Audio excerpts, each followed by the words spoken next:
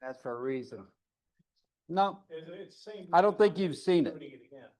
You did it last month. Oh, okay, well, you're gonna do it. So I say where, what's the name was the only one that has all of them? Okay, well, we can skip that and go upstairs. Well, we can go over it again. So anyway, this is the timeline of what happened with the amateur radio group that went there. These two fellas were the first, not the first ones on the scene, but they were the first ones at a shelter, and they had to move. They built a shelter one place, and they figured out they were too low, and they might flood, or they might not be able to get their vehicles or whoever to the site, and so they moved further on down to a higher site. But both of those are ham radio operators, and they both work with the Red Cross. July the 4th at 5 o'clock, I got a call from, actually got a text from Lee Cooper, and he wanted to know if anything was there any activations for some potential flooding that was going on over there west of Kerrville. And I said I hadn't heard anything, so I called the DEC, and he said yes, there is. So he was trying to get some people together, but the EC was in California on vacation, so there was no getting a hold of him. So he went over there. He took command of the thing until one of the AECs actually did, because he was more familiar with the people and the area. On July the 5th, these two folks here assisted with the initial Red Cross setup. Glenn Rowan, K3 MGR, and Cal Warnicki, WB2EQD. On July the 6th, these two same folks, and probably some others, because there were more there, moved the shelter to higher ground. Also on July the 6th, Travis County began to assemble a strike team and their comm trailer. It is Aries. One thing about assembling a trailer, they already have the trailer. You have to have permission to bring that into something like that, because you can't just pull up and expect to sit anywhere you want. So they were denied permission to bring their trailer with them. They could show up, but they need to leave the trailer at the house. On July but they still had, I think, 7 from Williamson and Travis County that worked together, and it's a long ways from Williamson County to Kerrville, and the incident was actually past Kerrville. On July the 7th, Kerr and Kendall County teams arrived at the Mount Comfort command post at 7 o'clock in the morning, and they were divvied up. However, they were divvied up with search and rescue teams. They were all arrived at the same time. On July the 7th in the afternoon, the District 8 volunteers arrived. The problem with these folks arriving is there's so many other assets that are arriving, there's no place to stay. There's no hotels, there's no campgrounds. The campgrounds got flooded. So it's a real logistical nightmare for these folks that are showing up. And of course, the government, whether it's the state or the county or FEMA, is going to buy up everything. And so you're left with nothing. So how many know that there was a GoFundMe set up? So there was a GoFundMe that was set up for these folks that went there. They raised, I want to say, 40% more money than they actually needed. So now they got to figure out a way to give it back or do something. I don't know. But our West Gulf Division director is in control of that money. On July the 8th, activity moved to Sisterdale. The stuff washed further and further down the river. Whoever even heard of Sisterdale? Whoever heard of Mount Comfort or Comfort? There's Comfort probably in every state, but whoever heard of Sisterdale? But that's where they ended up. And the District 12 Mutual Aid team arrived at that Mount Comfort command post. So District 12 is Bexar County and all the counties that touch Bexar County. Bexar County is San Antonio. On July the 9th, also Travis County arrives. It's a mixture of Travis County and Williamson County. So we have a lot of folks, and there's a list of them at the end of this presentation. I got a call on July the 9th from CBS News out of New York, a woman named Jessica, and she wanted to be embedded with a ham radio and the search and rescue team to see how the operations went. And her spin on the whole thing was that because of the defunding of the National Weather Service, then that is what caused the people not to get the warning that they should have got so they could get out of there. And that's completely wrong. And I told her that. On duty there.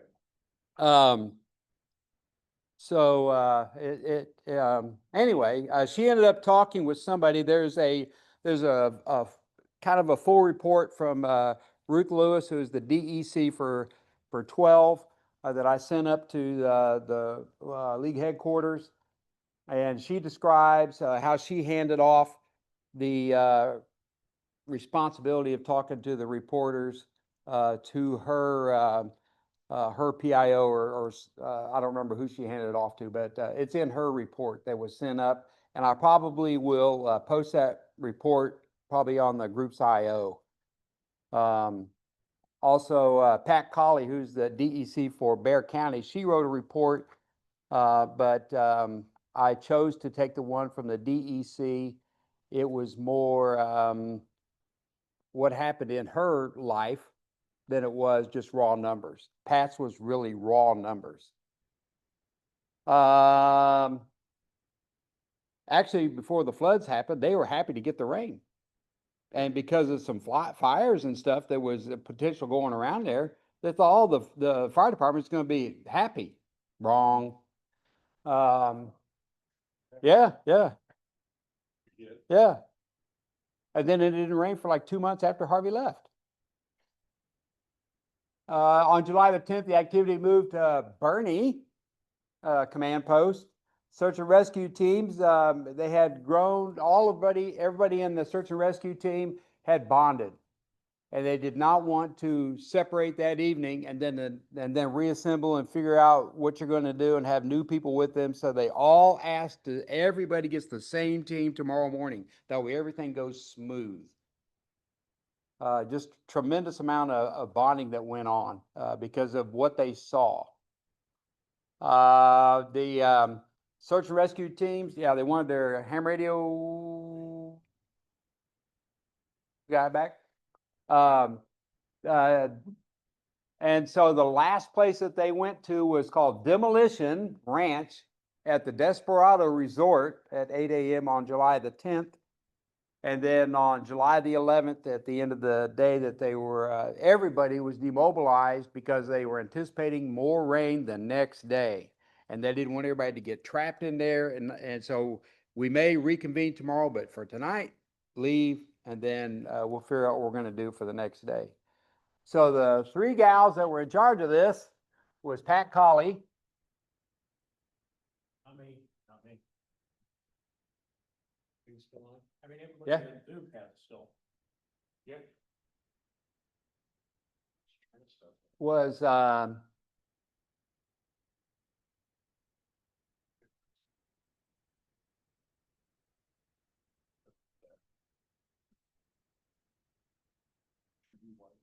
Yeah, it is. It's this one. Saw it flash. Yeah, I don't know, something with the projector or something. It's still on Zoom. well, I can go talk to this. Yeah, it's right there. Will you don't. Will you or will you not marry me? No.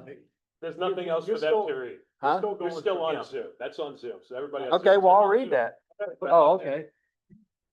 So Pat Colley, K-I-5-I-E-E, Ruth Lewis, K-E-5-M-H-J, and Marita. I think his phone was sitting on the. No, I don't think so. This thing is. This is dead. I think every time I do her call sign, I talk about how long her name is, and she's about this tall. Marita Fabia Del Coro Borromeo. Anyway, she checks into every net she can. Like a little person. She is the Lee County EC. And so they were the area's volunteer management. None of these folks were on site. They all did their job from their home. Or, you know, someplace else. You shouldn't have sat down. District 6, 7, 8, and 12 all sent volunteers, and I got a call from North Texas, and they were on standby. The count of the ham radio folks that I know about was 55 that answered the call to participate. Next. Anyhow, you don't need to speak into that. Oh, I was just reading People it. in Zoom. I was just reading it. Oh, okay, yeah, so you didn't have to think, I see, you can read it there. Yeah. Okay, you can see it. So you Yeah. have to get up close to read it. Oh, only when this fails. Okay, well. So here is Pat Colley's rendition of her volunteers and what shifts they're going to run and all that kind of stuff. Next. And then that's page number 2.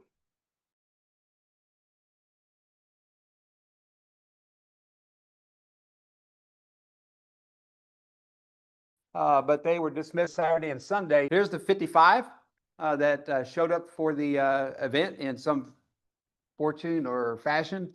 Go back. And 2 of them are repeater trustees. Always, they don't show up, but if their stuff goes off the air, everybody gets mad and knows about it. Next. So this is the badge, and they're saying that I showed this last month. This was shifted. All this information was shifted up. Oxcom was added. FEMA, all this was shifted up so that we could put the professional development series badge on there. And of course, I just love the back of their badge. I think that the one that's on for Harris County, I think that is that Lee's design. It's whatever's on the web page. So if we show the back of that, and it shows depending on what quadrant you're in, then that's the focus one that you get.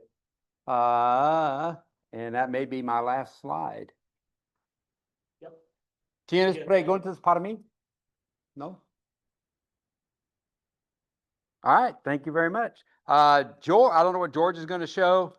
Last Sunday, not Saturday, Sunday, he gave a 3-hour presentation for a CERT group at the fire department up there in Atascocita. I thought he was going to give a half-hour deal. No, he was the entire presentation. Everybody that was there to see him, and that's it. And I don't know how many slides it was. 500? Yeah, it was a lot. But it was really good. It was really good. I think so. George is slides, we want to talk. He goes, yeah. Okay. Give me the microphone. Give that to George. Okie dokie. That's your microphone. Okay, do I need to clip it on somewhere or just hold it? just hold it? Whatever holds it. Okay, all right. Yes, indeed. Last Sunday, I was asked by Lionel Bryant to give a talk to CERT people about emergency communications. So it was a pretty broad term. And he provided me with an old presentation that tried to address that subject. So I took that basic presentation and updated it, and that's what I used to present. There was about 30 people there, 2 of which were already amateur radio operators, and yay, but everyone was CERT. Everyone was CERT trained. But we talked about a lot of things. You know, Jeff mentioned 3 hours. I think I was actually 2.5 hours of solid talking. Anyway, yeah. So we talked about the different types of radios. Certainly, I wanted to push amateur radio, but I tried not to push it too hard because there are other solutions out there. Family radio band service, GMRS, MERS, all these other types of radios can be very valuable in an emergency communications situation. And so the CERT people, I tried to give them an overview of all the different kinds that I could think of, including amateur radio. and let them understand the pros and cons of each one, because a lot of them had pros and cons to think about. We talked about antennas, everything from a little 6-inch to whatever it was, 40-something inches high, my great big one. We talked about all of those and their pros and cons, what they're good for. We discussed the organization of multiple teams and the hierarchy. So if you had a team of so many people, and we had a big bullet bubble thing up on the screen that had 2 major teams with three people in each team. So you had the 3 people, you had a team leader, and then you had a command center, and then that went on up to like county or state level. So we had a lot of organization that we tried to talk through and get them to understand. We also really talked about preparing plans, communication plans.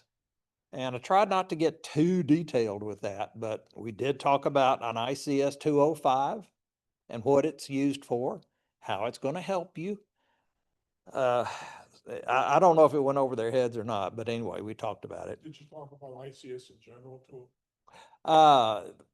Not the incident command system so much. That was not my focus. My focus was emergency communications. So we did talk about, there is an ICS out there. There is an incident command structure, but we didn't get into details. Let's see. We talked about using the international phonetics when you're on the radio and why you do that. We talked about how to hold and talk on a radio. Somebody got a radio and a little handheld? Well, all right, well, never mind. You know, you've seen Bruce Willis and some of his movies, and he's got his handy talkie, and he's got it sideways, and he's got his hand over the microphone. I explained to him why you don't do that. And yeah, so, you know, Bruce Willis has got his radio, he's doing this, you know, and it looks really cool in the movies. But 2 things is his antenna is the wrong orientation, and he's got his hand over the microphone. So they understood the microphone part really well, but I had to explain a little bit about why the antenna was not in the right orientation. So we talked about those things, polarity. We had a short practice then, at the end of the day, we had a short practice, because my voice was dying, on making a report and calling it in. And so you had all these team members. We had 6 people in this exercise. And so you had a team, you had a command center, and then you had, there were 3 others. Anyway, there was a total of 6 people involved in this whole thing. And each one had to call in their report to the net control.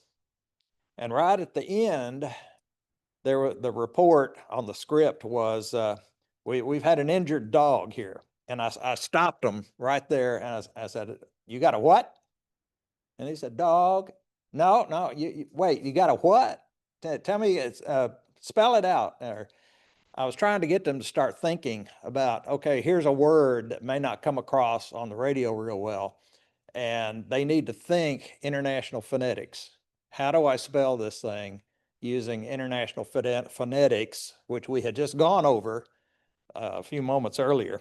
So in the real exercise, they did really well on the first part of the exercise. They really did. They read the script really well.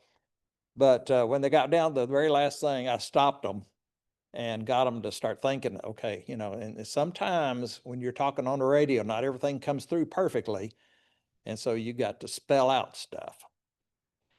So 2.5 hours later, my voice was totally gone.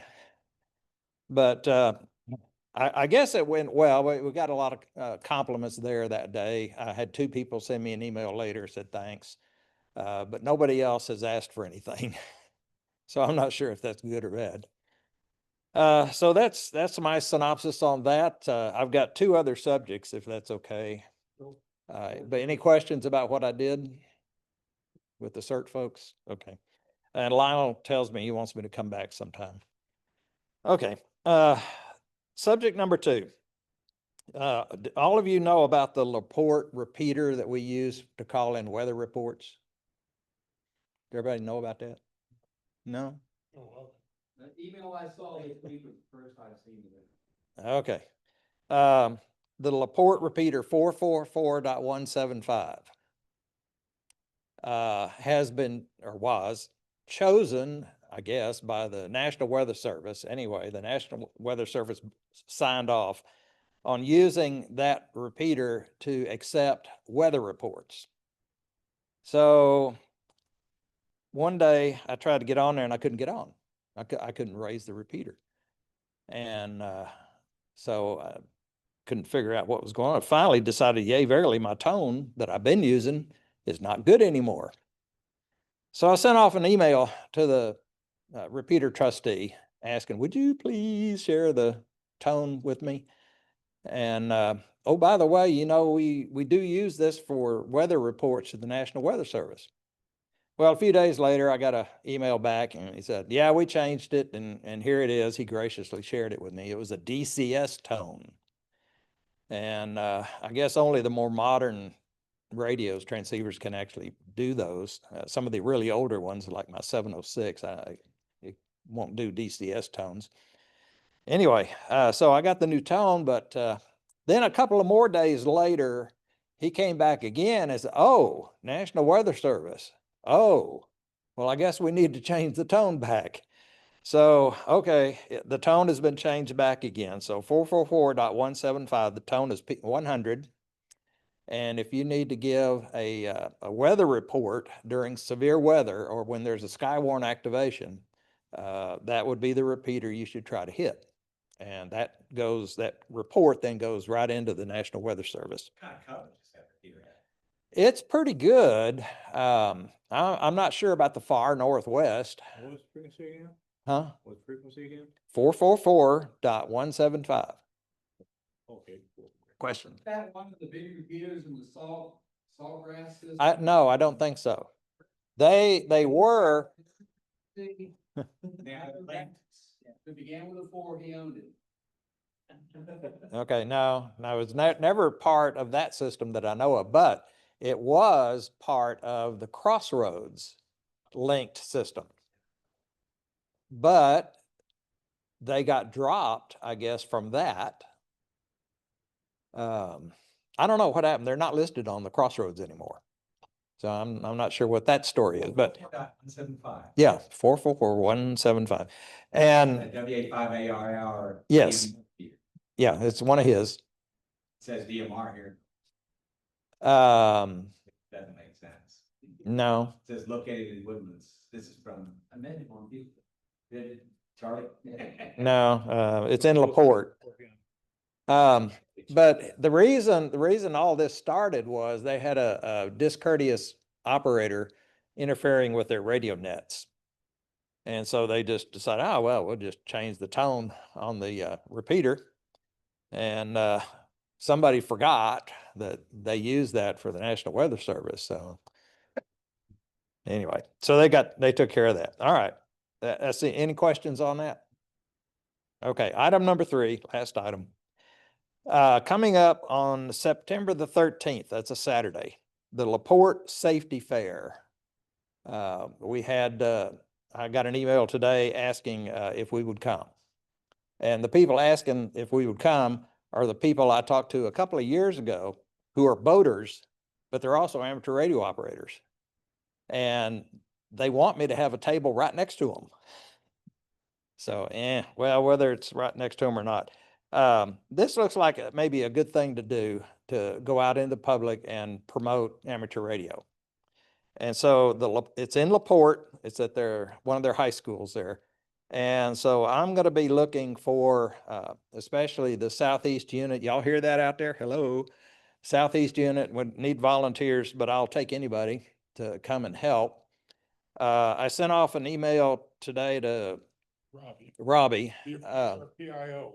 And ask if we could get some kind of PIO person and let them practice their skills. But he's it. Well, okay.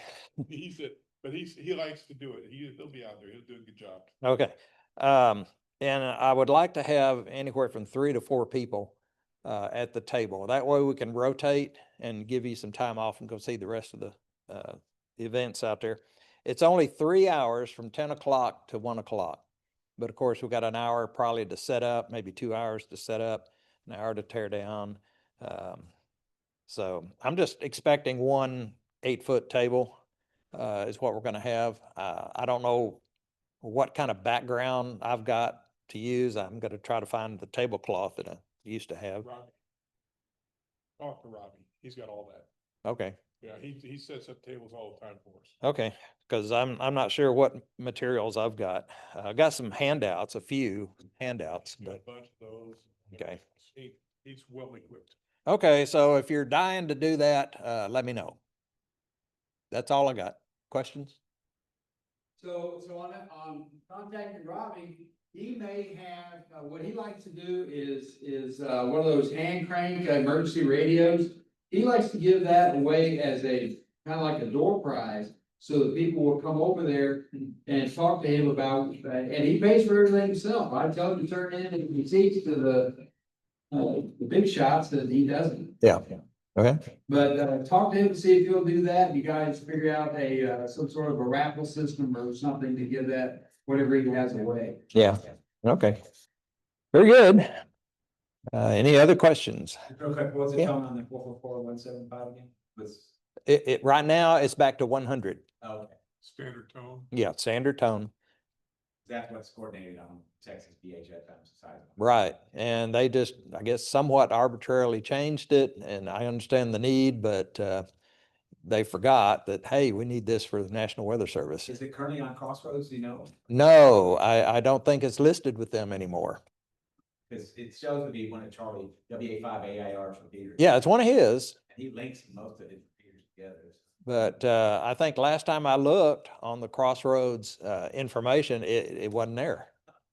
So repeater book's got it, WA5AIR, 7 centimeter, 444-175, plus 5 megahertz, FM 100 hertz, Echolink, All-Star, Skywarn. 12 other repeaters connected to the system, coverage around total 350 miles, 400 miles. And it's 26.5 miles away. Charlie Tuna. 400 miles coverage? How high up is it, you know? Says. No, I have no Is it idea. one of those big towers down there? Evidently. Well, 70. I don't know. It's linked, yeah. Yes. Oh, well, if that's the linkage distance, then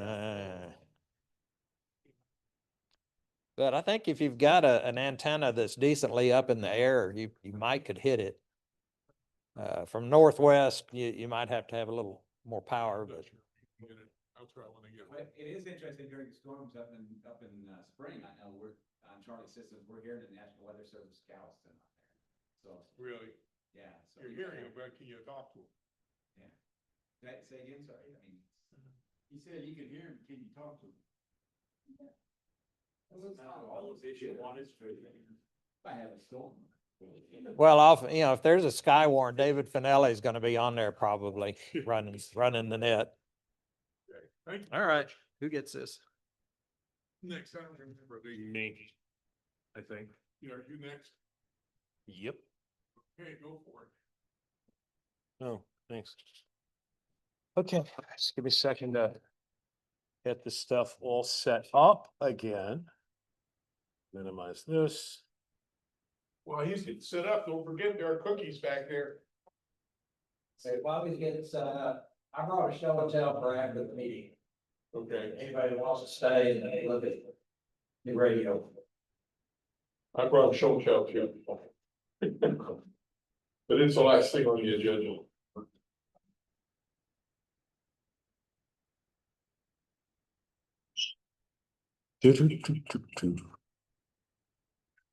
Okay, that's that.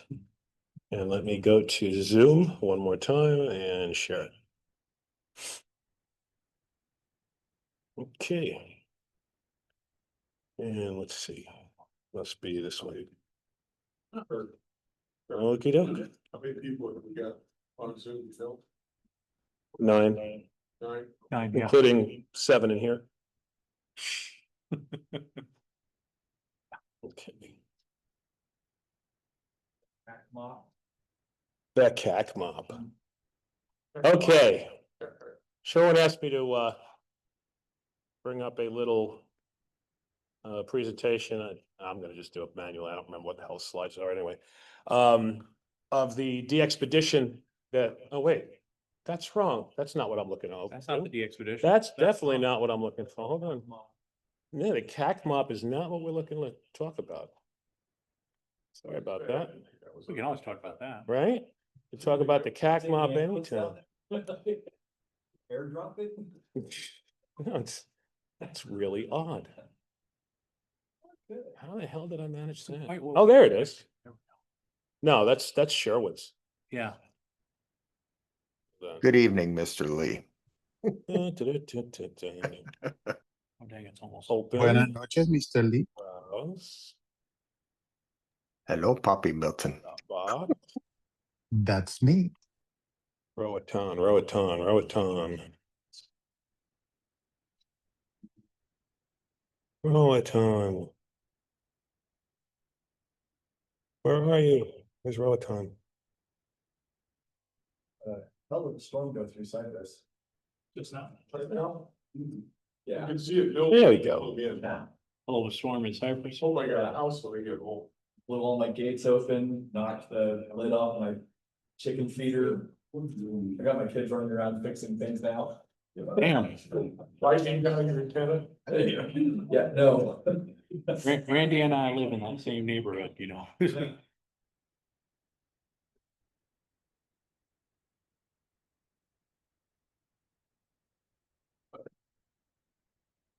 Good, let me just share this screen.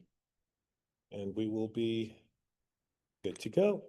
Well, luckily it's all moving down this way, so it's already past me. Okay, There we go. Nice. well, everybody could see it on Zoom, but you can't see it here.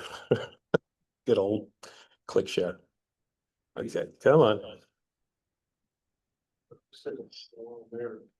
That's has something to do with click share. Anyway, yeah, right? All right, that's the end. Thank you. Yeah, we went to, we had a D-Expedition back in July from the 14th until the 20th. And just wanted to share some stuff. Me and Joey both pretty much retired about the same time, more or less between last year and this year. And we've been talking, this is Joey Clements, by the way, we've been talking for months about doing some stuff, both in emergency management and instructing and doing some traveling and D-Expeditions and whatnot. We came up to decide to do either Honduras, Roatan, or we want to do Belize or Iceland, et cetera, et cetera. So over months, we talked about it and we came up with basically what we wanted to do, where we were going to stay, and who we were going to invite, most importantly, because you don't want to spend a week down in paradise with people you don't know or you don't like. So we had to herd all the cats together and we came up with where we were going to go, which was Roatan, which is in the Caribbean, greatest ground plane of all time, the ocean. It had the highest point on the island with a 80-foot mast with about 12 antennas at the Airbnb. And I'll show you pictures of the shack and equipment later. And it's only 2.5 hours from Bush. It was actually cheaper to go from Austin to Bush to Roatan than it was to go from Bush to Roatan. It's about half the price. And one of our operators actually did that.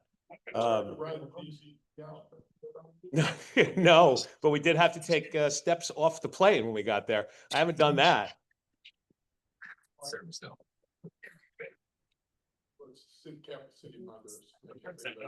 Oh, San Pedro Sula? Well, that's where the other airport is. The one on the mainland is San Pedro Sula, but oh, yeah. No, they're using 737 Maxes. It was enough to make you nervous anyway.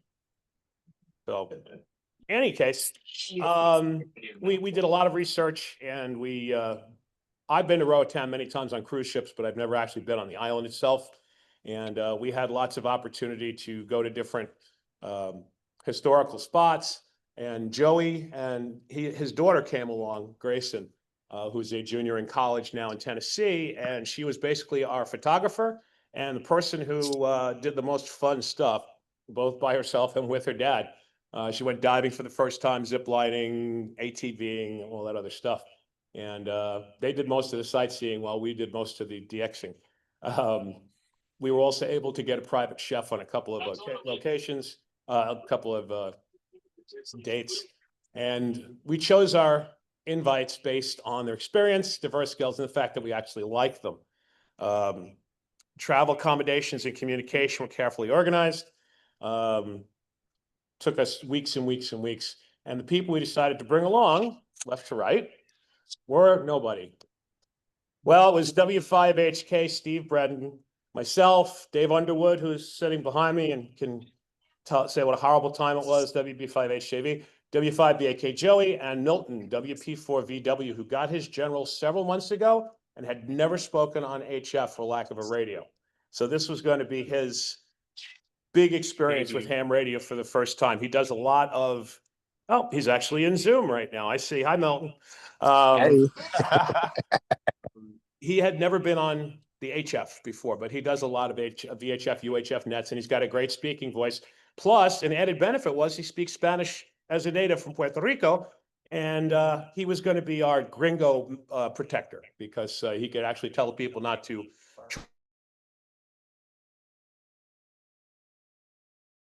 charge it too much and all that, and overcome the language barrier. And left Steve, myself, Dave, Joey, and Milton and Grayson's obviously taking the pictures. Now, in order to operate down there, we had two choices. We could use our own personal call signs, stroke, whatever. And of course, that wasn't going to work for the expedition because we all wanted to use the same call sign. So over several months, I had to contact in Spanish, which I'm not really that good at anymore, the telecommunications group that's in charge of radio amateurs and television and radio in Honduras. And I had to communicate with them, explaining to them what we were going to be doing, who was going to be going. I had to give her our licenses, our pictures, our passports. I had to outline the hours we were going to be working, the dates. And long story short, they granted us, after many, many, many weeks, the license HQ9HC, which was very fortuitous because HC also stands for Harris County. And we didn't ask for that, just was kind of lucky on our part. And Milton, once again, playing with his AI monstrosity that he works with, and I don't have the slightest idea how he does it, came up with a whole bunch of different designs, and we wound up using this as our QSL card, both electronically, and we're going to be printing them out. That was pretty cool of Milton. That's the actual picture of the lodge we stayed in, and I'll show you more pictures of that. And then the gear that we had to bring, the owner of the Airbnb had a couple of bad power supplies running the two ICOMs and a very large 80-meter filter, isolation filter, because everything's so close and you could work everything and not have any crossover interference. His system was that good. He shipped them to me. He lives in Connecticut. Shipped them to me because to ship them down there, they probably would have confiscated it at customs, and he never would have seen it. They would have sold it on the black market. So we brought it through, and they pretty much anally probed all of us that were carrying gear when we got down there. We had no problem getting it on in Houston, but when we got off, you know, Milton wasn't with us the first couple of days, so we didn't have a translator, and these people didn't have any idea what an 80-meter radio filter was. So anyway, that was an interesting dilemma we had. So we installed that equipment when we were down there. We also brought power, push-to-talk over cellular radios. They didn't work because I didn't have the international plan activated. I had to do that the second day. They worked all over the island and in my driveway in the mop because my wife heard us talking on them. And Milton brought about 4 or 5 hotspots and DMR handhelds, none of which he got to use because he was so busy doing other things. And we also had communication, connectivity issues with the home Wi-Fi, which we fixed. So in any case, this was the Airbnb. It's called the Chillax B&B, home of HQ9C, which is the club that they use down there, which we couldn't use their call sign. It had everything that you could possibly want for a vacation. Had 5 bedrooms, and they had a princess suite upstairs. Well, it wasn't a princess suite, it was a grand master suite with a wraparound balcony and 5 old fart naked men downstairs. We put Grayson upstairs. God bless her. She didn't have to put up with looking at us. And she got the really good room, but every room was fantastic. Everyone had a walk-in shower that could fit 4 people, and et cetera, et cetera. State-of-the-art kitchen. I never went in the pool because I was just doing all other things, but everybody said it was really warm, really nice. They had a brand new barbecue, state-of-the-art appliances, et cetera. And as I said, the equipment there was phenomenal after we fixed most of it. The fiber internet and Starlink is a backhaul.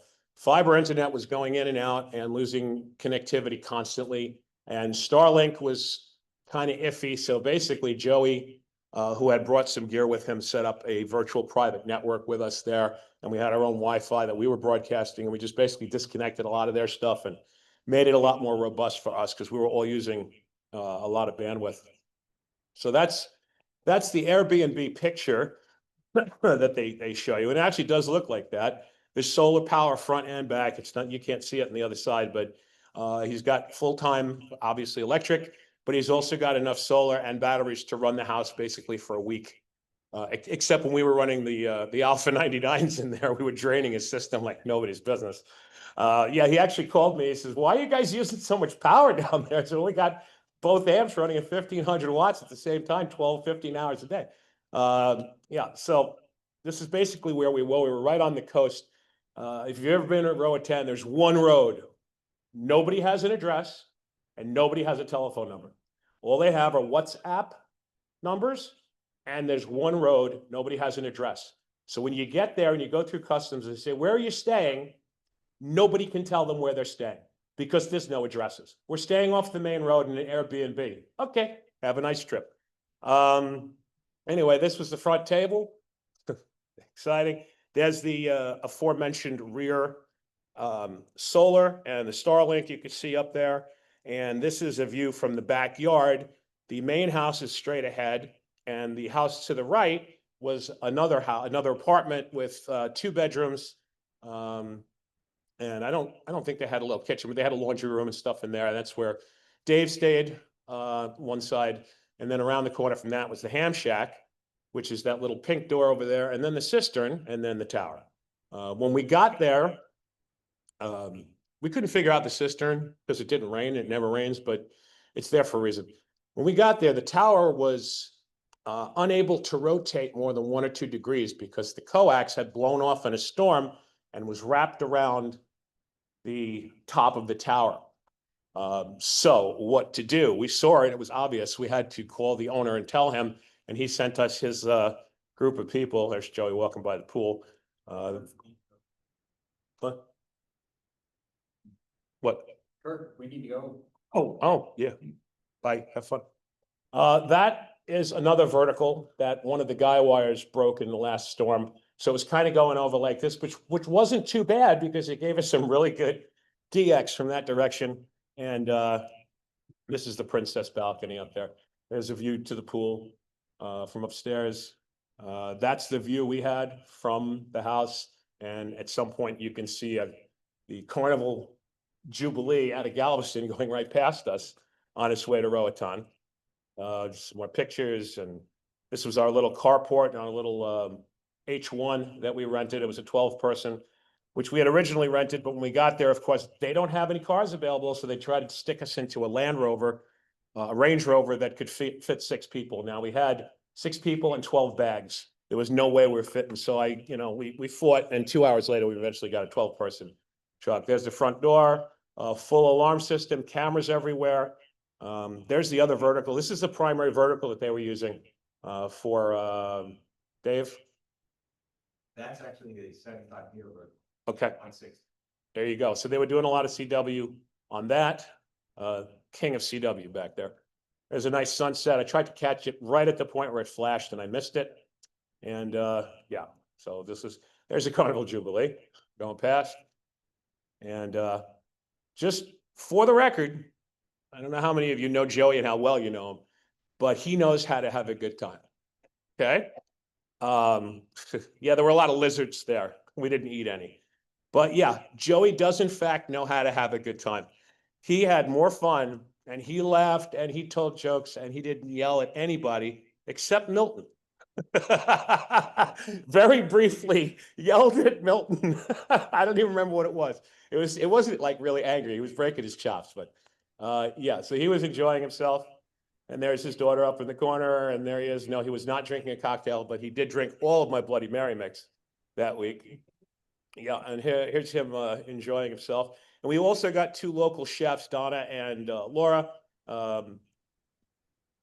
That's Donna, that's Double D. We want to take her and ship her to the States, or maybe that's Laura, whichever one it was.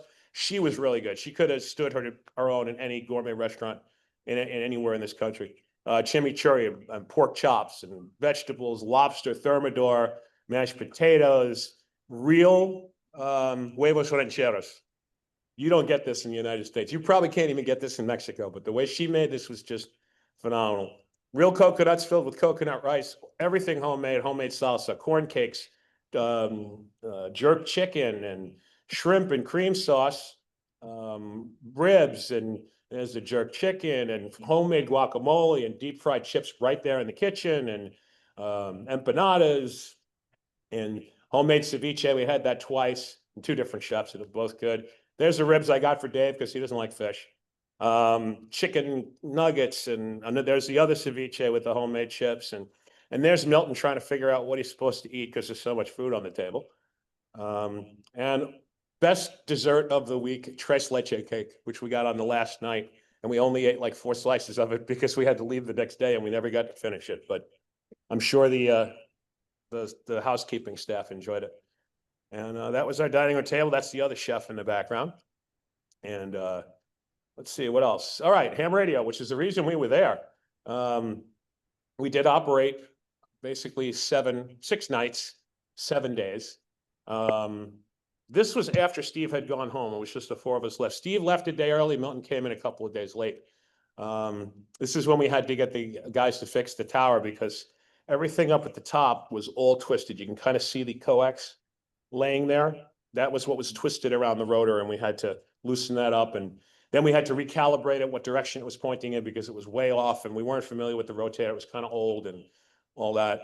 And I showed you that vertical, and there's another vertical, and there was a couple of long wires which were blown down over the last storm. You can have the trees not touching the antenna, and a week from then the trees are completely in the antenna. So you've got to keep up on that because the stuff grows so fast down there. Those were our 2 stations. We had an ICOM 7610 and And a 7300. and I made these little things so we would kind of remember what our call sign was when we were yeah, well, because we weren't used to it. There's one of the amps, and yeah, exactly, because we're used to using our own call signs. So if I stuck them in there, I also left them there. So whoever works it, you can see we're working FT8 on the left-hand side. We had pileups like nobody's business. We used N3FJP, Scott and Kimberly's logger. We had a network set up where anybody who brought their laptop in, or some people who were working remote from the kitchen, were able to log using the same centralized database. So we basically had all using the same logging database, and we could also see what the other people were on. If they were running digital on 80 meters, we weren't going to run digital 80 meters on the other radio. And there's somebody next to the frying pan operating FT8 from a completely different place in the house because breakfast was being served. Frying Well, the pan one thing I mobile. really wanted to do is I wanted to bring my Flex Maestro down there, but we had so much other gear that, I figured we'd have enough good radios. In any case, we had well over 5,000 contacts. We worked single sideband. Joey, yeah, if you've ever heard somebody that does really, really good SSB pileups, you got to hear Joey Clemens' videos out there of him. There's a couple of videos with me doing it. Joey is really good. And he had a lot of friends call from all over the place. He actually had somebody remote in and operate FT8, so he could say that he was operating from Honduras, which was neat. He had some scheduled people call and everything.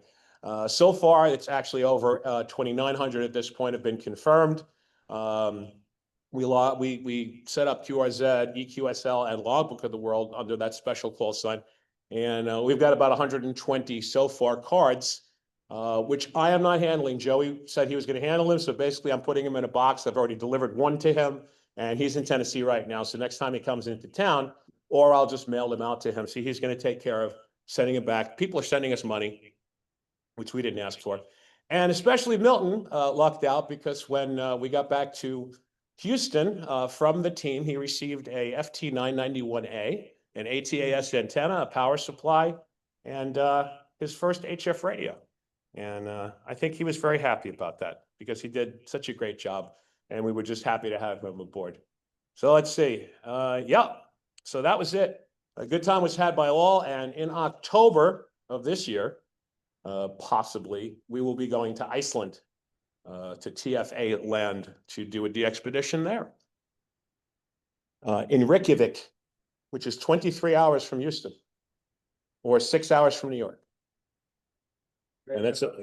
That's all I got. Gotta go west. Dave, you want to add anything? Because I basically ran it myself. You were there. Your whole. What's interesting is our rates, because I mean, the pilots were the minutes, which is surprising for us. But, well, I was looking at our rates, and we can do 5 CW contacts per minute. We can do 4 sideband contacts per minute.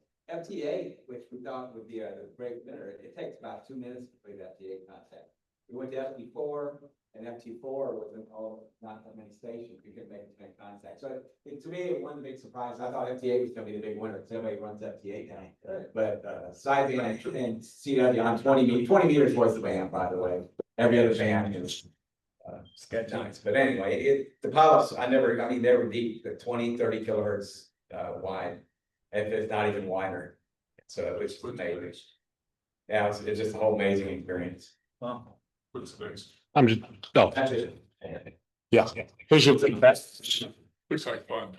And this guy can work CW, boy. Don't let him kid you. He's a crazy CW guy. Is that mine? Get that one anymore. You need yours. Yeah, go back to slide. I think this is the one where I got shared. Yeah, Sherwin. Radio frequency radiation exposure limits. What's before that? What's that? Is that That's the one right after mine. Really? I got them in the wrong order. Radio frequency radiation. Okay, go to the next slide on that. Okay, let me open it up then. Here. Oh,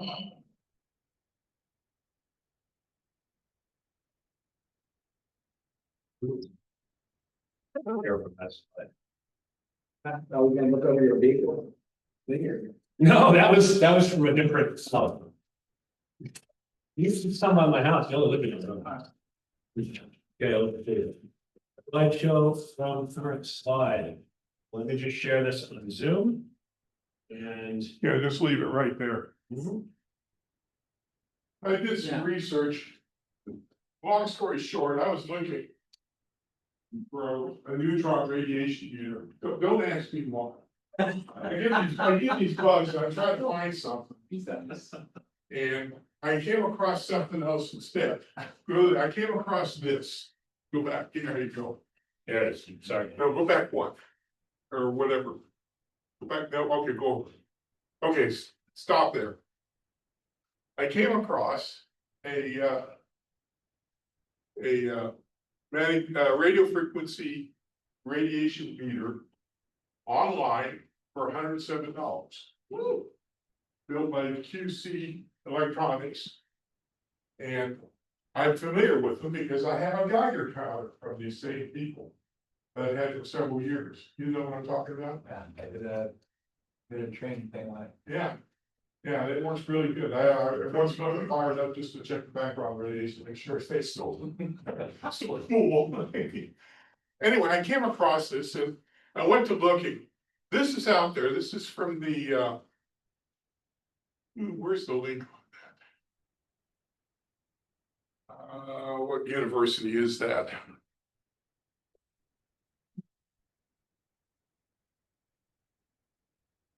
Yeah, it's Cornell University. It's from their law library. And this is the subparagraph, the FCC regulations, of which this chart is in there, right there. And these are the recommended limits of exposure for things like field strength, magnetic field strength, and power density, or what we usually call RF radiation. And they actually published this. This is what they recommend.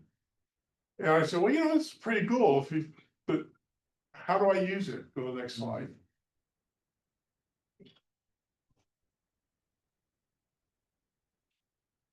Guess what? This radiation meter, the GQ makes, gives them a readout for you, gives you RF, EF, and RMF. And it gives you the units and the same units that are in that chart that I just handed around. And I said, well, that's pretty cool, because I've got an antenna, my ham shack's an upstairs bedroom, and I got a long wire antenna that goes up the wall along the eave, and it makes the wire about 8 or 9 feet from my head when I'm sitting in the ham shack. And I'm always wondering if I'm irradiating myself every time I transmit on HF. That explains a lot. Yeah, it explains a lot, doesn't it? So I said, for that price, I can afford it. So there it is. I forgot to turn it off. And it's rather interesting. Like if I come over here, the leaves laptop. I can't even imagine what's being. Look at your EF 24. Yeah. And the EMF is 2.7. Tell you what, don't ever stand any closer than 2 foot to a microwave. Yeah. I'll pass this around, you guys, please don't change my Are setting. you doing any ghost hunting? Huh? Yeah, right. My wife's partner, she watches all those shows. What was the cost of it? 174 shipping and tax, and that's on Amazon. Geez, you puts out some really cool. Oh, they got a bunch of stuff, but they had a great Geiger count. Right. But it is about 170, I think. Oh, that's fancy one, the cheap one? That's neat. It tells you what it, Did you hold your cell phone up? yeah, it's really Wi-Fi. You know, you see the microwave, right? So I don't know if there's, whoa, no. Actually, if you're talking, you know, this. So, I was talking to Ben Gillis this morning about it, and, Yeah. he's gonna get one. He says, I wanna know what it is. You're recording this, by the way, aren't you? Yes, sir. Okay. So, this is, instead of figuring out all this distance shit and everything else, the ARRL put out, grab the chart, get one of these, and you know exactly what you got In real life. in real life. I like that plausible deniability. I don't know that. I'm sure it works. Hate to think that the EMF was down in Rotan. Oh, God. Well, I was talking to Ben, well, I wonder if it's like up here on the roof. Yeah. Been up the antenna farm up there, probably sterile by the time you get back. Down Chase Town. You can find where the antenna is in your. The antenna's on that. So you have yourself. I. Those things like that. You can see it go up, Very different. back off. Oh, yeah, no. You'd hope. Yeah. So like gmcmap.com. Yeah. I am the point right side. Yeah, it'd be great. Find that, really. Yeah, I've got my. So anyway, this was my tech thing for this week, for this month. That's some cool nerd shit. Yeah. And like I said, I was looking for a neutron detector. It's just not Well, you know, the Geiger counter doesn't read neutrons. Right. And I worked in the field, the oil field. And we had a 16 Curie americium beryllium source that we worked with.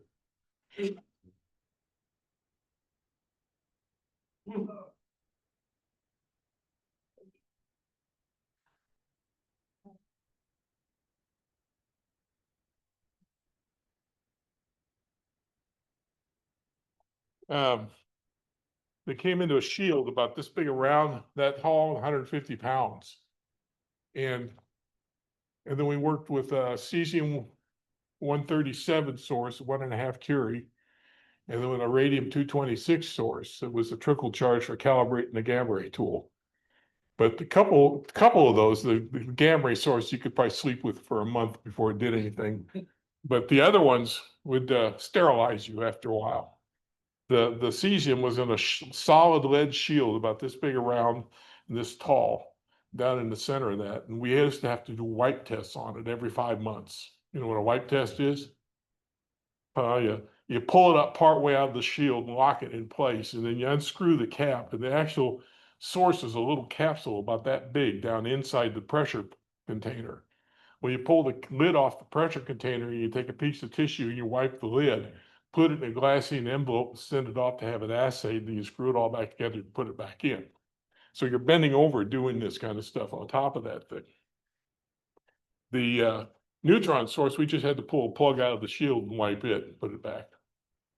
So for really sensitive neutron counters, they actually use salvage steel. from underwater from shipwrecks. Yeah. Because it doesn't. Pre-World War II. Pre-World War II. Because all the steel made since World War II has got radioactive isotopes in it during casting, and they can't use that for that shielding. So the pre-World War II steel is in real demand for a lot of scientific stuff. It's really interesting. I've gone down that rabbit hole a couple different times. Yeah. So, I mean, one of the things I found out when I left Schlumberger, I'd been in the field 4 years and I had 485 millirems of exposure for 4 years of in the field. So I always get very concerned about radiation and stuff. And so when I saw this, I said, you know, this is a good deal. Okay. Any questions on that? I just wanted to give you guys a heads up, let you know it's available. I think Ben's gonna get one. Well, especially after I told him about the microwave. The TVs, cordless phones put out a bunch of EF. Oh, yeah. So, okay, let's go on to the next one. So Jordan, I was. Stop sharing this, you're gonna go on yours and share your screens. Okay, Oh, share, was interesting. share, share. Use.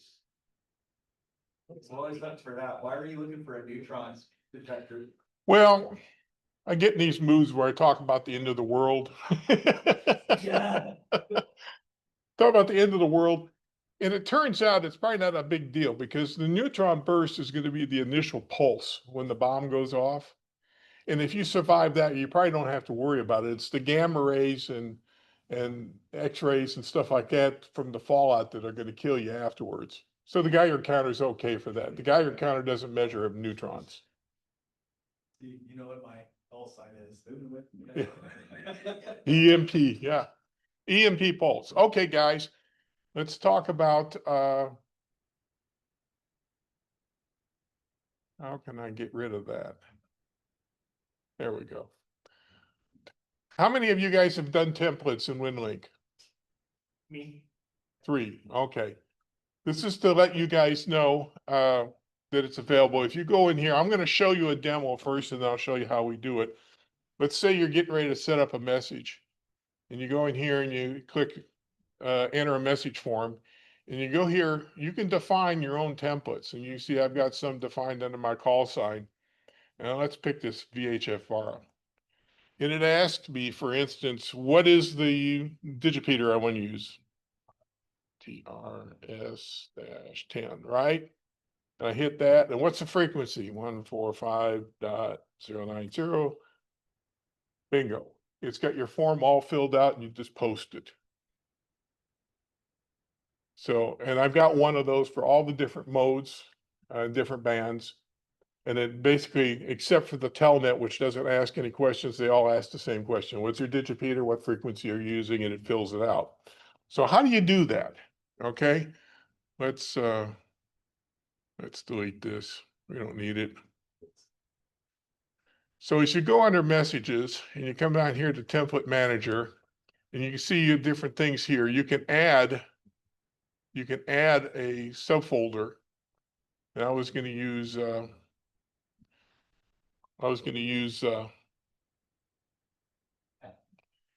N5 XJB since he's not here. Right. No, that ain't gonna work. Cancel.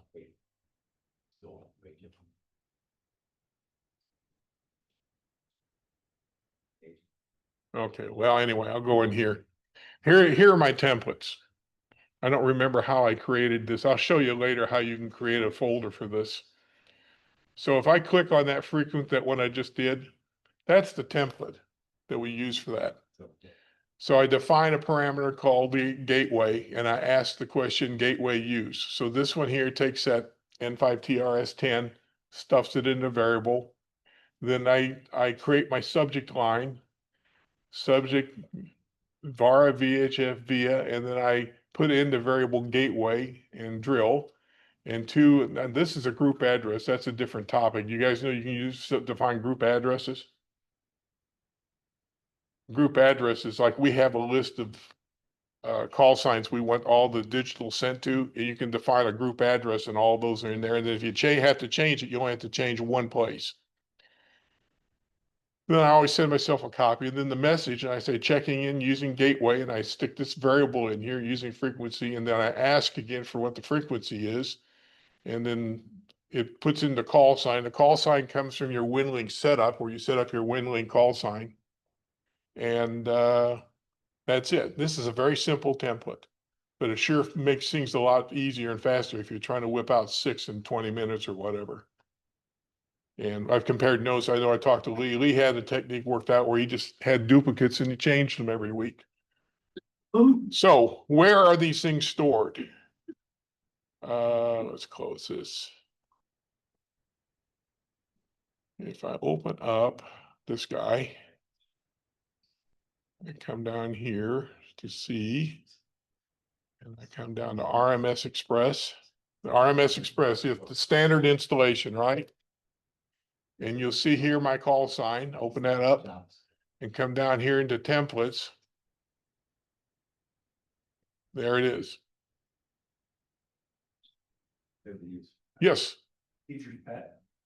So if you're gonna make yours, that I've got a little script that'll show you how to make a direct link, make link in regular old batch script that'll move all of that to your OneDrive.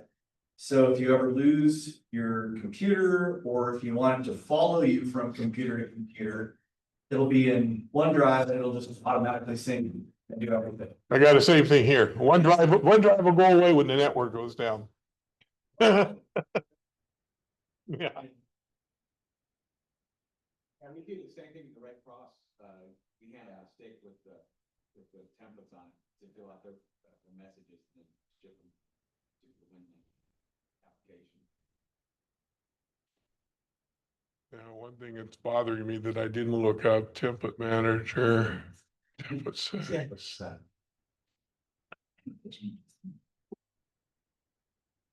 Good.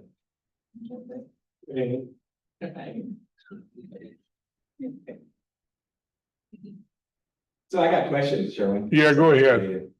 So has anyone noticed that the signal strengths between -10 and -12 in 5TRS at all changed? Well, I thought they were different locations. They are. Yeah, well, that's, I figured it was different distances. -10 is TranStar, -12 was on 145.090 was HCAD, Yeah, but we recently swapped them, to see if anybody noticed.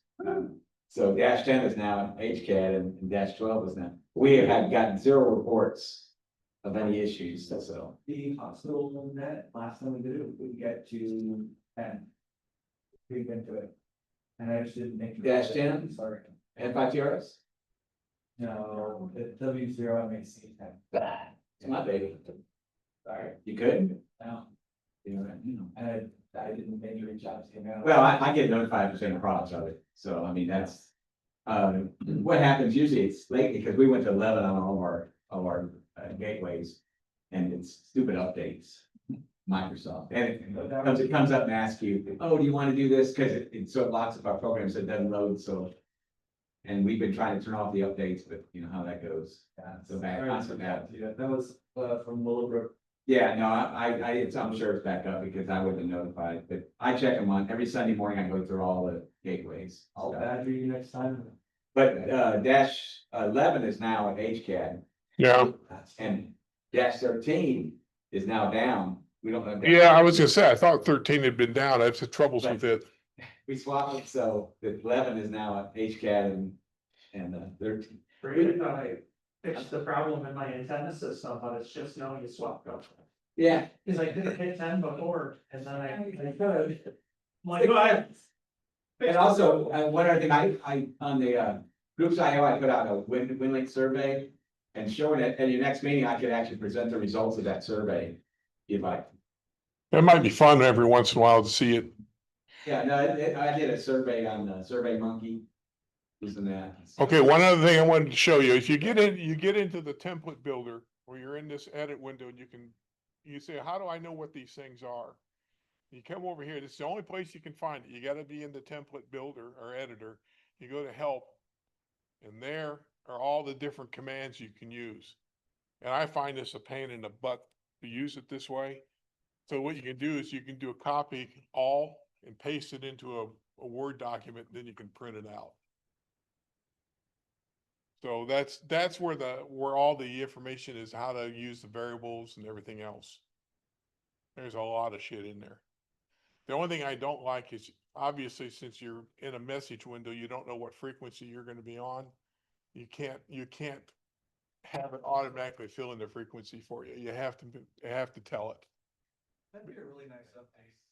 Yeah, but I don't see how they could do it, because you'd have to, You're already into the connection. well, you specify the frequency in the session window, not in the message window.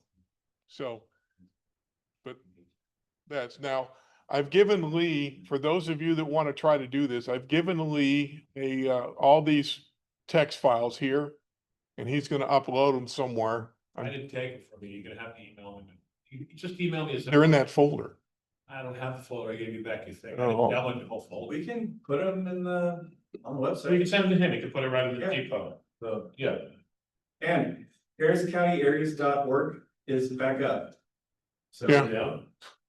well, the redirect wasn't working because Postinger changed all their junk and it quit working, so. I'm not sure we want to put it out there. I would put it in groups IO District 14, but I'll give it to you guys. It's available. And like I said, I put it in a folder if you just want a copy of the folder. I was gonna just give it to you. Well, I took the discount before I did. Sell it to me. Just Yeah. email it to me, I'll do it. Okay, and that's all I wanted to show on this. Okay, so let's drop this. I'll quit sharing. Any questions before I leave here? Anyone? Lee, those guys? Okay. It's unrelated, but somewhat related. Did we ever figure out a good GPS dongle? Not for me. Yeah, I still had that problem. I couldn't get it to ever, yeah. I did enough, I think mine fell over dead. So. really. Yeah, I can see it blinking, like it's got signal that thinks it's working, but it doesn't show up anywhere that I can use it. Yeah. To get your GPS. Well, WinLink will use the GPS and automatically update your location, your grid square and everything. But you gotta have it in a certain format and everything else for the GPS to talk to WinLink. And I bought that GPS dongle, and I've tried all the drivers and everything. I've talked to you about it. Yeah. All the drivers, and everything. And it stopped working. They changed the driver. Something changed and mine fell over dead, so. Yeah, mine's sitting on the counter. I haven't touched it for a year or more. Gosh. Okay, what's next on the list? The simulated emergency. Okay, SET. How many guys know what SET is? We have October 4th and 5th, we're gonna have a nationwide SET, simulated emergency test. We've done these before. And there's two questions. Do we want to do it district-wide, or do we want to do it individually by by unit, I'm sorry. And if we want to do it district-wide, I'd like some help setting it up. I'm looking at Dave because I know he's done this before. But what we could do is we could fire up the radio room at N5TRS and coordinate it through there. And probably needs to be some kind of I don't want to pre-decide. What do you guys think? Like tankers going by, like weed stations at various locations throughout the city and counting tankers. George, you've done all that last year, doing, That's not hard to do, really. Well, the other thing I wanted to do was add a digital component to it. Where we send in we can send up N5TRS as a destination target up there where we receive emails or WinLink messages. And so we could do like a tanker thing and then maybe do a WinLink message too. Have you looked at those forms? I wish Jeff was here. I need to ask him. They've got some forms that are just unbelievably nightmarish. Try to fill out. I don't know how we would find out half of the information they're asking for. So I figured if we just get people involved calling in, it could be a mobile operation. Was that a set or was that an NTS drill where we were driving around trying to call in from as many different grid squares as possible? talking about the Texas, not the Texas County thing, huh? No, we was in Houston The grid and, squares, I mean, you're not gonna get too many. well, grid squares. like Yeah. we were in my truck and I had my 7100 set up for both digital and voice. What was it? I thought it was, Six grid squares, you're just trying different locations, well, the distinction was as many different grid squares as you could get. but. Excuse me. Yeah.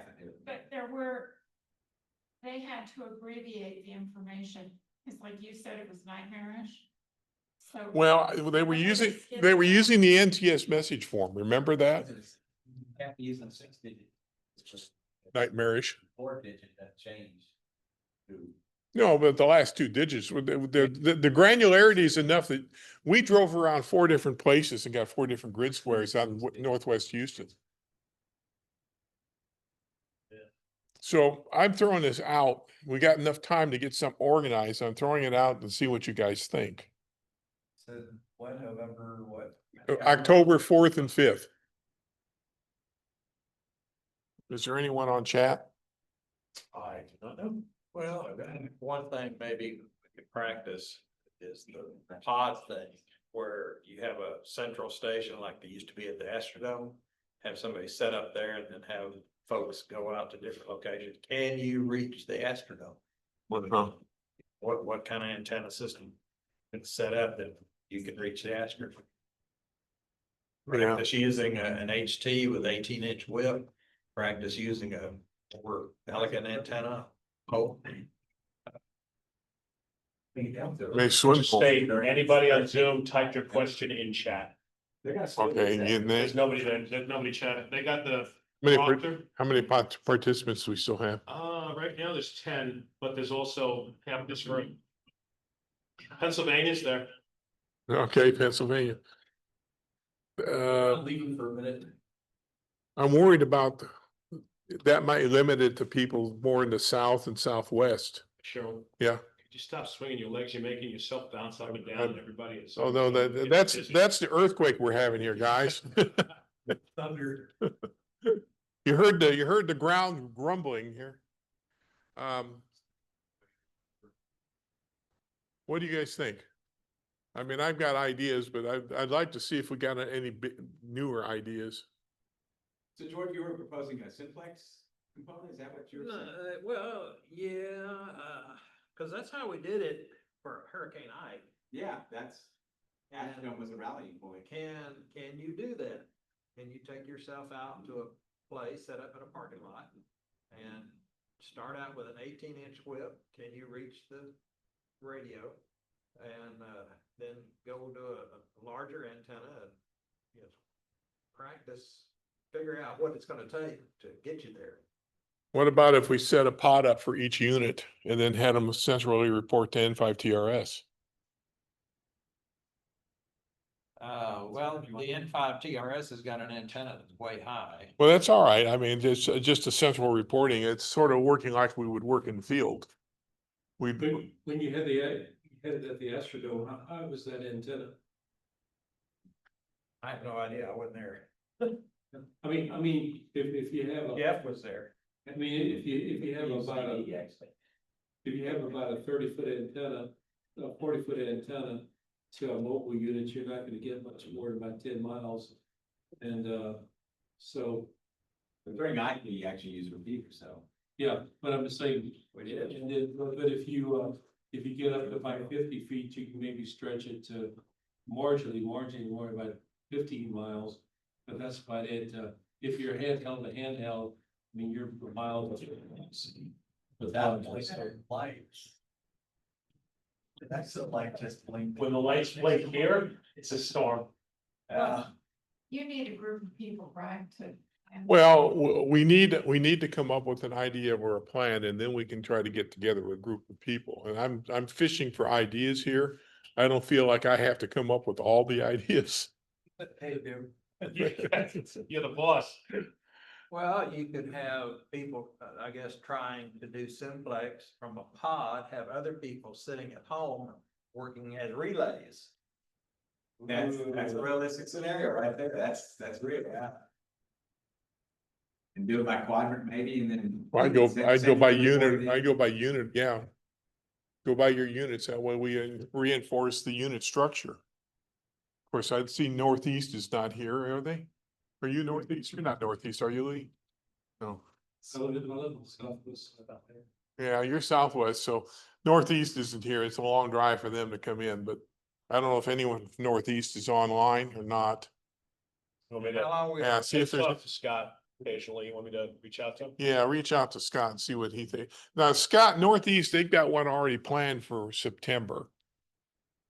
And then their thinking is, okay, well, it's too late for hurricane season if we do it in October. Well, he's probably right. Well, I But- don't think we should worry about that. It's practicing communications and how to Yeah. do it. How do we, so we want to try to set up a local, a unit pod with relays internal to the unit. And then the pod can relay into a central, the D14 central site, which would probably be N5TRS. Or we could use the mop, park someplace in the middle of nowhere. Well, I'd use that for a pod position. That's what I do with that. Yeah, a mobile command out northwest or somewhere. Yeah, you could also, when you do the report to the league, you tell them it was a coordination between Aries and ARRL. We were trying to, yeah, we were trying, yeah. Well, Happy game. how about a committee of a couple people that are working on it? Couple, 3 people. Any volunteers? I can volunteer N5T. October 4th and 5th, Saturday, Sunday. Now, we don't have to do both days. We can pick one day. Yeah, one day.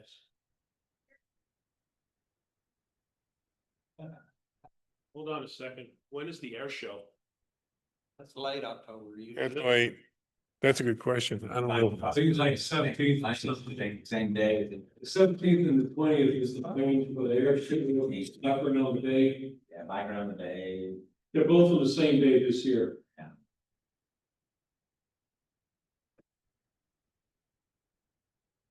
Yeah, it was the 18th and 19th. Yeah, it's coming. Of October. East, so whatever. Yeah, he said it was going to the west. It's on Dave's radar, in fact. Dave, where's the storm going? Not to my house. Well, not to mine either, but which direction is it going? It's going to the southwest. Moving across, yeah, I'd say it's going right through your house. Southwest. I don't know, yeah. Rotating. Yeah, I'd say you're about to be it. Yeah. Hurricane. Yeah, I'd say, there you are. No, I think I'm, This is windy. Are you the week? no, I think I'm September 23rd and 24th. We're going south season. There you go. Thanks, live. Okay, who are my volunteers? Good for Saturday. Can't do Sunday, but I can do Saturday. Well, I think Saturday's a better day anyways. I think you're just talking about committee though, right? Yeah, I'm talking about a committee right now. Let's get, Happy to be on the committee. okay, KJ, Be on the committee. George, I'll be on a committee. okay, Dave. I love committees. I'll be part, I'll help with part of it, at All right. least with the central part. I can get N5TRS going. Anyone else? Lee, you want to represent Southwest? I would like to, however, Colin, I'm gonna be neck deep in marathon. The Oh, marathon kicks off in 2 weeks.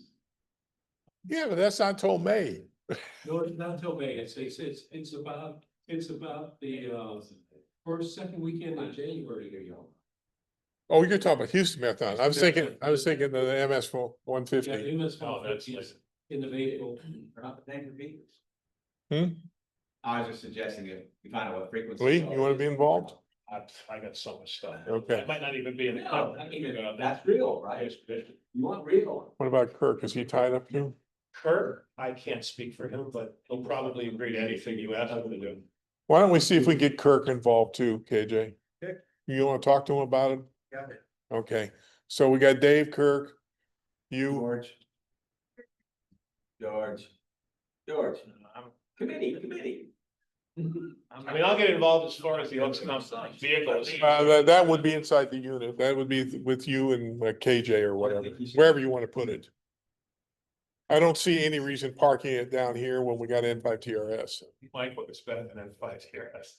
Yeah, but what I'm saying, what You I'm, have full of our, well, you got that generator in there, right? yeah, you're gonna generate. What I was thinking is you would be perfect for one of the units that goes way out as a relay Can point. you HF? Let's realistically, we would probably not use HF here inside the county.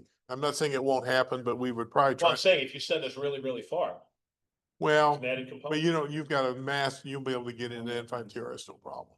Oh, yeah, no, I'm No. just saying. Now, if we were doing this as a SET to like Austin, we'd have to have HF. That's what we do every Monday night. Or Sunday night. They actually do it Sunday night, but it's really funny. The Aries HF net on Monday night has more participants than the Races net on Sunday night. And We're we getting get, between 80 and a lot of the 120 a week. huh? We're getting between 80 and 120 a week. Yeah, Aries on Sunday night? it's Monday night, tonight. That's where Jeff is right now. They're up there doing that net. CHF. And they get, like, the last week, last week, I think it was 120 something. And you look at the Races net on Sunday nights and a lot of the same guys on Races are calling in the Aries, but Aries gets more. And Races has actually acknowledged that the Aries net on Monday nights is really good. Tell me, the HF? Yeah. Yeah. Okay, so you guys, Nick, got it? Dave, KJ, myself, Dave, George George volunteered. has been volunteered. George. Your depth of knowledge. We need someone from Southeast Unit, if nothing else, to carry back to represent Southeast Unit. I guess. Because what's gonna happen is there's gonna be a lot of stuff delegated back down to the ECs. Once we figure out what we're gonna do. Yeah, I can do that. Because here's the point, I wanna exercise the command structure. I don't wanna say command because it sounds like I'm a big boss. But that's what we have. We have a command organization to coordinate things in different units. And part of this exercise is to see if we can coordinate that And kind we'll of stuff. activate Red Cross. Yeah, we can do that too. If they want to be involved, no problem. W5 AUX. that's good. Yeah, see, like, Q9. I would expect WA5 AUX to coordinate with the EC and Northwest Unit about how they're gonna set up their pod. Hey, he knows how to reach. I know that guy. Yeah, You can talk to me, the vice Okay. president, or the trustee behind me. well, what we can do is we can borrow, let's set a time and we'll borrow Lee's Zoom channel. And we can start talking things through. Does that make sense? And I don't know how soon. Because we're gonna have to have enough time to get the word out to everybody and how it's supposed to work. And we have to figure out how it's gonna work. Okay. Last chance to ask questions on Zoom. Any questions? So Gail suggested that each unit is required to generate at least 10 messages. Each unit has to generate at least 10 messages. And I thought it was a crazy idea too, George. Yeah, cover. Okay. Was John LA here? Is there anything else on the agenda?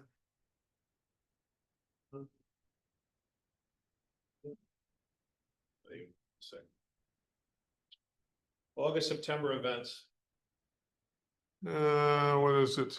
Tunnels 5K on 6th September. And there was a MAD that was canceled. Anything else? Anything else anyone else wants to bring up? Well, I got a show and tell. Oh, yeah, George. Stay. You use the camera right there. What'd you get, George? It's Yesu's FTX -1. So what do you think? Pretty good so far. 100-watt module and everything? Yeah, FTX one, I'm is not that, trying to brag. that's a new radio? But. Yeah, Okay. I'm not trying to brag. I just thought folks would like to see, touch and feel. Maybe you'd be interested. There's a real live one right here. Can you get it running for us so we can use it right now? So- And operate. How long have you had it? We. Did you operate it off battery or anything yet? No, not yet. But you did get under what? Yeah. So the model number is an FT. FTX -1, that's the basic radio, FTX -1 Optima is the thing you see here. The whole thing. Okay, I mean, break it down more. It's just, he's got that tracking thing going on it. It's the head itself. Now, what's in the back part is the amplifier, the underlying amplifier, and the bigger. Can you take it apart? Yes, yes. Okay, so it comes apart real easy. There's a connection cable. Real short one. You can get an extension cable. There's a 5 foot, 10 foot that's out there. And the radio itself covers HF 6 meters, does it VHF, UHF? Yes, all of that. So it's another. Oh, so it's like a 7100. Yeah, like about 706. 991A, yeah, 991. So, HF through 6 meters, VHF, UHF. Okay, so here's the battery. There's the back of the radio. You take that, and just put it on there like that. You still need a cable connection, though? No, Oh, it's wireless? this is the radio. We've got 2 antenna ports on the back. Lee, is that what Joey just got too? Is What? that what he's got? What, that? No, he's got a 705. Okay. So there's 2 antenna ports on the back. One's HF and one's VHF. Guess which one is which? Can't see. Which one do you think would be the top? CHF. That would actually be the higher frequency one, right? Yeah, And what is it gonna take? I can't see, what's it got? You would think. it's a BNC. It's like BNC They're both BNC. Yeah. Yeah. The connection at the top is the HF.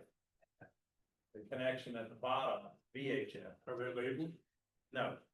Well, I say, yes, they are labeled. Yeah, they're. Well, at least they try. It really does. Yeah, there's been a lot of discussion. Yeah, it kind of messed up. They put the Okay. VHF. Are you okay with This this? reading? Okay.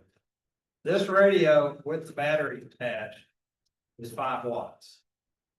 If you apply an external 13.8, you can get 6 watts. Ooh. Hey, So this is 5 or 6 watts. how much does that weigh? How much? This is surprisingly heavy. It is dense. Very dense. I would dread to work on it inside. It is heavy. It's What kind of battery life you get on? I have no idea. Okay. But, let's see if I can read the answer. I think it's like 16. So what is this, a Wait, no. 100 watt amplifier back here? Yes, the back part is an amplifier and a tuner. Ah, and a tuner. So it's like a 991. 6,400 milliamp hours, so 64 amp hours. Yes. But you're only, 6,400, that's, said 6,400 milliamp hours? 6.4 amp. Okay, yeah, oh, 6 1. Yeah, I guess so. yeah, that looks too small. Yeah, I'm sorry about that. We have been 3 hours, about 3 hours. I guess it depends on your duty cycle. And 6, it So says, you could probably break it down to 1 watt. Yeah, no, Yeah. You can adjust the output. no. I don't think so. 5 watts is the lowest it would go. Or the highest in that. Well, I don't know everything. So you may be right. You may can crank it down real low. I don't know. I haven't got there yet. But, did you pre-order it or did you? yes. And when I ordered it, they were very pessimistic about me getting it before September. And they weren't even sure about that. Couple of days later, it showed up. Well, a lot of people are mad because they had them at Dayton, they were selling them off the floor at Dayton, and people pre-ordered, hadn't gotten the radios yet. Oh. Can't do that. Or, okay, if you want to see this thing lit up, I can do that. Yay. Uh, Is it following a new menu system like the 710 and the FTDX 10 and, A new menu system? well, Well, better menu system. you might be pleased to know that the menu is only 3 screens. Wow. That's it. It's singles, a sideband, CW, and digital, I think. Something. So you mind us asking how much you paid for the whole package there? It's like 18? No, with all of the other little doohickeys that I ordered, I think I spent somewhere in the neighborhood of 2,400. That's bad. But like I say, I bought some extra. Competitive from like 70. I got the extension cable, I got, 7,100? Yeah, there's a people now, fan they're around that goes on the back of this. Yeah, You take the battery off. If you want to run with external power, then you put the fan yeah. on the back. There's a little fan that snaps on there and places the battery, keeps the head cooler. So, you know, I got little things like that. I got the GPS module, so. So what's your plans with it? What are you gonna go mountaintop and what are you gonna do? No, this is my emergency go out and field radio. Oh, okay, So this is covers everything. yeah. VHF, UHF. Does it have dual VHFs? Yes. Yes. That's what I never liked about the 7100, you only got a single VHF. I don't know if you want to get closer to see the screens or not, but this is one screen. And it is touchscreen, right? Yes, it is. Full touch screen. I'm gonna shut down Zoom because there's only like 2 people on and Yeah, give me a total count. I have it at home, but as soon as I stop recording, it'll do a transcript. This is I the just, other I just need a display. count. for- Most people were in this room anyway. Which, And there's the third. Left that. Nice. That's top and bottom. dual VHF. Yeah. That's what I don't, never liked about 7100s, you only have a single VHF. So you can do, you can have HF on one and, I'm sorry, beautiful. So will it do satellite? what do you mean do? Well, when you do satellite like 9100, you link the two VFOs, so you do the tracking. I think they will. It's VHS and UHS. Well, you can port a stable, don't you? No, No, it actually, you got Doppler. yeah, Yeah, I know the Doppler, but I thought you kept one of them. no, actually you do with both of them, so, yeah, Transmit. anyway. Anyway, So can you go menu system? yeah. Hang on here, this thing's. Like, I hadn't had one, did you have Dave? That looks like, Oh. Yasu 500. Yeah, that's the same menu, so FTDX 10. Mike from Pennsylvania putting you in charge. Oh, man, this dude's heavy.